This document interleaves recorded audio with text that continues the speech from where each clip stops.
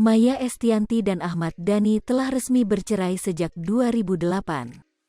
Rumah tangga Maya Estianty dan Ahmad Dhani yang dibina selama 14 tahun hancur karena heboh isu orang ketiga.